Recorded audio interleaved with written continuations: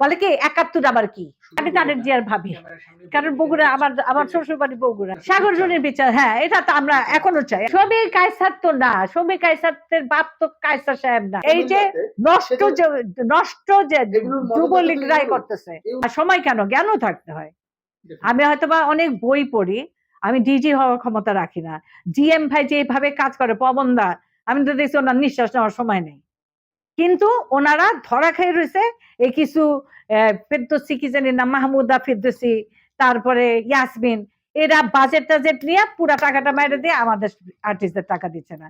আমার দুইটা তুখোর জিনিস লোকরা দেখাচ্ছে কিন্তু প্রোমো দেখায় নাই। এবং তাদের কিছু আর্টিস্ট এইখানটাই, তাদের কিছু আর্টিস্ট ওই যে আমি দেখাচ্ছি যে একটা মহিলা মারা যাচ্ছে, তার ইসের মধ্যে ফ্যাসিস্ট গভর্নমেন্টের যে লোকগুলি, হ্যাঁ, থাকে না যে ইসে জমদূত এসে তাকে দেখাচ্ছে তুমি এটা পাইতে পারো, এটা পাইতে পারো।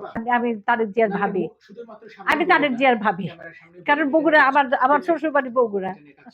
প্রথমত আমি বাংলাদেশ চাই, বিচার চাই, আমরাও চাই।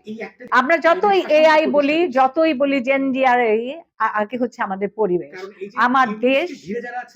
ইউনেস্কে বুঝতে হবে, হ্যাঁ, ডেফিনেটলি ভেরি ভেরি ট্রু। তারপর আমার সমস্ত শক্তি দিয়ে আমি ৫৭ লাখ টাকা দিয়ে যে সিনেমা বানাইছি, সেটা আমি ন্যূনতম টাকায় ৩ লাখ টাকায় আমি দিয়ে দিছিলাম বিটিভি, এটা প্রচার হয়নি। বলে কি ৭১ আবার কি? আমাকে মাহমুদা ফেরদৌসি না কি জানি বলছে যে ৭১, এটা কেন ৫ই আগস্ট? শমী কায়সার তো না, শমী কায়সারের বাপ তো কায়সার সাহেব না, শহীদুল্লাহ কায়সার না। প্রশ্ন কেন? এটা তো মানে সবাই জানে, এটা বাইরের কাছে নিজেই বলে গেছেন দেশ টিভিতে। তিনি শমীকে সাথে করে নিয়ে বিয়ে করছেন, হ্যাঁ, কারণ উনি লেখক মানুষ, তারা বেশি প্রেমিক। হ্যাঁ, বাবা আরেকজন না, বাবার নামই তো বলতে পারবে না, কারণ তিনি তখন অনেকের সাথেই থাকতেন।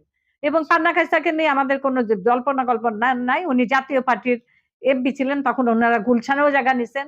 তার আগে শহীদুল্লাহ কায়সারের নামে গাউস ইস্কাটনেও জায়গা নিছেন। সে বাড়িটা এখনো আইনি ব্যবস্থা মানতে, ওই বাড়িটা আমাদের দিয়ে দেওয়া উচিত। মামা শমী কায়সাররা শিল্পীরা একটা জায়গায় গেছে, বেনিজি রোহানে বসা, সেখানে সাংবাদিকদের আটকাই দিছে এক ফোন চুরিতে। বুঝো তাহলে? হ্যাঁ, মনে আছে? তাহলে তোমাদের কেমন লাগছে তখন? সাগর জনের বিচার, হ্যাঁ, এটা তো আমরা এখনো চাই। এখনো আমি আমার পেজটাই বন্ধ হয়ে গেছে। ডক্টর ইউনূস যেভাবে আমাদের দেশটাকে প্রগতিশীল করছে, যেভাবে আমাদের পোর্ট দেখ ৩১ সাল পর্যন্ত, তাতে আমরা তো এতদিন জলভূমিকে নিজের ভূমি মনে করি নাই। জল সম্পদ আমাদের সবচেয়ে বড় সম্পদ।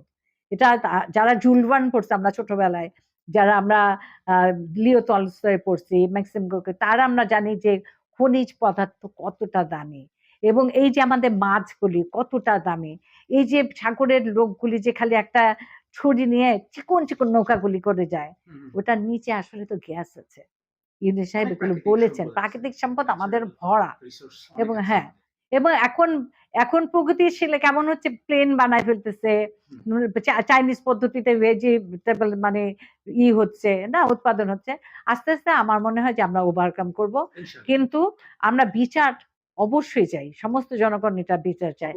যেমন এয়ারপোর্টে দেখতে ঘৃণা লাগতো ল্যান্ড অফ মুজিব, ঠিক তেমনি ভাবে ঘৃণা লাগবে যদি বিচার না হয়।